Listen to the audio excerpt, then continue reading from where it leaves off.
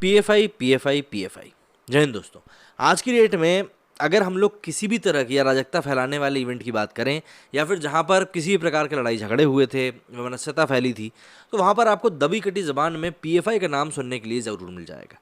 ऐसा क्यों होता है ये किसी को समझ में नहीं आ रहा, लेकिन अगर एक व्यक्ति के पॉइंट ऑफ व्यू से हम लोग देखें तो कहीं ना कुछ तार तो देखिए जुड़े हुए हैं।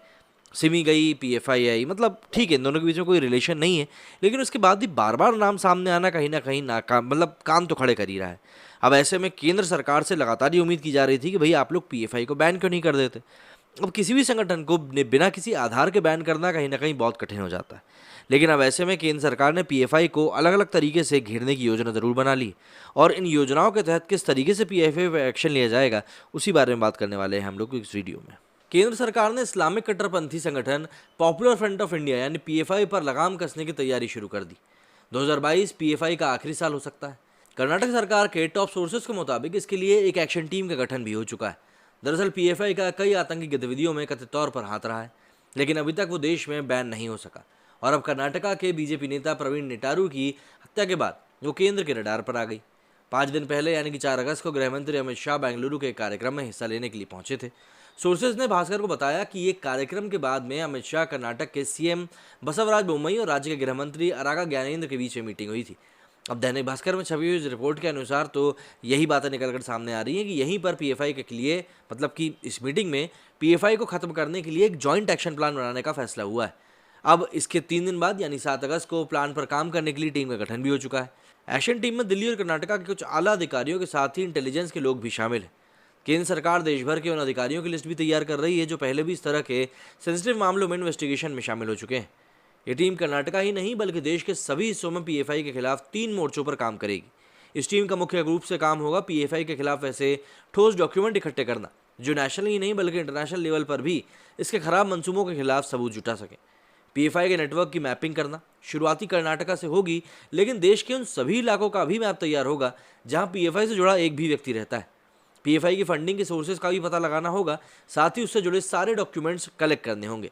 साथ ही साथ पीएफआई का नाम जिन जिन दंगे या फिर घटनाओं में आया है उन सभी मामलों को जॉइंट टीम रिविजिट करेगी।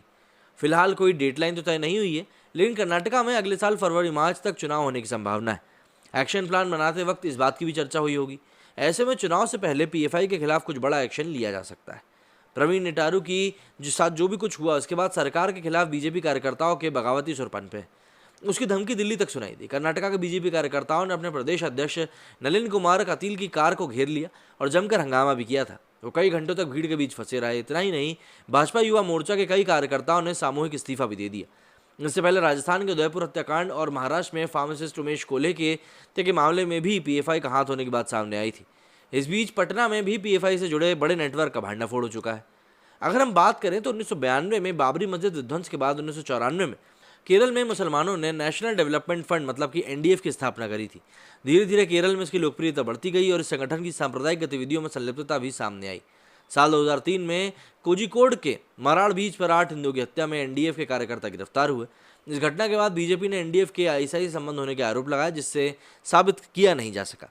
केरल के अलावा कर्नाटका में फोरम फॉर डिग्निटी यानी केएफडी और तमिलनाडु में मनीति नीति पसराई मतलब एमएनपी नाम के संगठन जमीनी स्तर पर मुसलमानों के लिए काम कर रहे हैं। इन संगठनों का भी हिंसक गतिविधियों में नाम आता ही रहता है।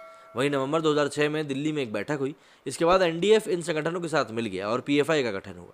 तब से संगठन काम कर रहा है और अभी ये देश के 20 राज्यों में एक्टिव है। पीएफआई के राष्ट्रीय महासचिव अनीस अहमद के मुताबिक पीएफआई अभी सिर्फ झारखंड में ही बैन है। इसके खिलाफ पीएफआई ने कोर्ट में अपील करके रखी है। इससे पहले भी हमें बैन किया गया था, लेकिन रांची हाईकोर्ट ने बैन हटा दिया था और ये बैन भी जल्दी हट जाएगा। बस यही बात कहेंगे इसके अध्यक्ष की। लेकिन देखिए, पीएफआई का नाम जिन भी कारणों से चर्चाओं में आ रहा है वो चर्चाएं कहीं से कहीं तक भी अच्छी नहीं है, और अगर पीएफआई के साथ ऐसा ही होता रहा तो आने वाले समय में वो बैन जरूर हो जाएगा। आपका क्या कहना है इस बारे में मुझे कमेंट करके जरूर बताएं। मेरे स्टूडियो फिलहाल नहीं। जय हिंद, जय भारत।